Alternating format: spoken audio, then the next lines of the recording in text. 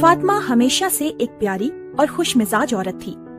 اس کا گھر ہمیشہ صاف ستھرا اور سمٹا ہوا ہوتا تھا۔ اس کے بچے ہنستے کھیلتے ہوئے نظر آتے تھے اور یوسف فاطمہ کا شوہر ہر وقت کڑک شلوار قمیص پہن کر آفس کے لیے نکلتا تھا۔ مگر آہستہ آہستہ فاطمہ بدلنے لگی۔ اسے گھر کی پریشانیاں بہت بوجھ لگنے لگی تھیں۔ فاطمہ نے اپنے دوستوں کو گھر پہ بلانا چھوڑ دیا۔ اس کا کسی سے ملنے کو دل نہیں چاہتا تھا۔ تھوڑے دنوں کے بعد فاطمہ اپنی روٹین سے ہٹنے لگی اور گھر کا ماحول خراب ہونے لگا۔ وہ ہر وقت اپنے بچوں پہ غصہ اور اپنے شوہر سے لڑائیاں کرنے لگی تھی۔ چھوٹی چھوٹی پریشانیاں فاطمہ کے ذہن پہ دباؤ ڈالنے لگی تھیں۔ رات میں ایسے لگتا تھا کہ جسم سو رہا ہے مگر دماغ چل رہا ہے۔ فاطمہ ہر وقت تھکی ہوئی رہتی تھی اور اس کے جسم اور سر میں درد بھی رہنے لگا تھا۔ اس کو بھوک بھی بہت کم لگنے لگی تھی۔ فاطمہ کا چمکتا ہوا گھر اب ہر وقت گندا رہتا تھا۔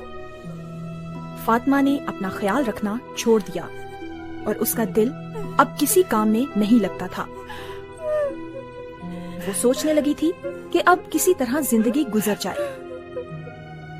یوسف نے فاطمہ کی مدد کرنے کی بہت کوشش کی۔ مشکل سے پیسہ جمع کر کے مشہور ڈاکٹر کے پاس لے کر گیا مگر کوئی فرق نہیں پڑا۔ فاطمہ اور بھی زیادہ چڑچڑی ہونے لگی اور کہنے لگی، میں نفسیاتی نہیں ہوں۔ پھر ایک دن عائشہ فاطمہ کی دوست گھر پہ آئی اور اس نے سمجھایا کہ فاطمہ کی بدلتی ہوئی عادتیں ذہنی بیماریوں کی علامات ہیں۔ ان ذہنی بیماریوں کے نام ڈپریشن اور اینزائٹی ہیں۔ آپ شاید ڈپریشن کو ٹینشن یا ذہنی دباؤ اور اینزائٹی کو بے چینی یا گھبراہٹ کے نام سے جانتے ہوں گے۔ ڈپریشن اور اینزائٹی کسی کو بھی ہو سکتا ہے اور یہ ہرگز بھی لا علاج بیماریاں نہیں ہیں۔ جیسے نزلہ زکام سے لوگ ٹھیک ہو جاتے ہیں، ڈپریشن اور اینزائٹی سے بھی آپ آرام سے ٹھیک ہو سکتے ہیں، مگر صحیح علاج کے بغیر یہی ڈپریشن اور اینزائٹی اور بگڑتی چلی جاتی ہیں۔ کاؤنسلنگ ذہنی بیماریوں کا ایک علاج ہے۔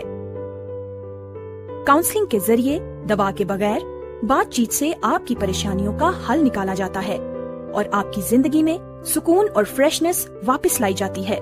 فاطمہ نے عائشہ کے کہنے پہ کاؤنسلنگ کے ذریعے علاج شروع کیا اور چند ملاقاتوں کے بعد اس کی زندگی اپنی روٹین پر آنے لگی اور وہ پھر سے خود اعتماد، خود مختار اور خوش و خرم محسوس کرنے لگی اور اس کے بچے اور شوہر پھر سے خوش مزاج نظر آنے لگے۔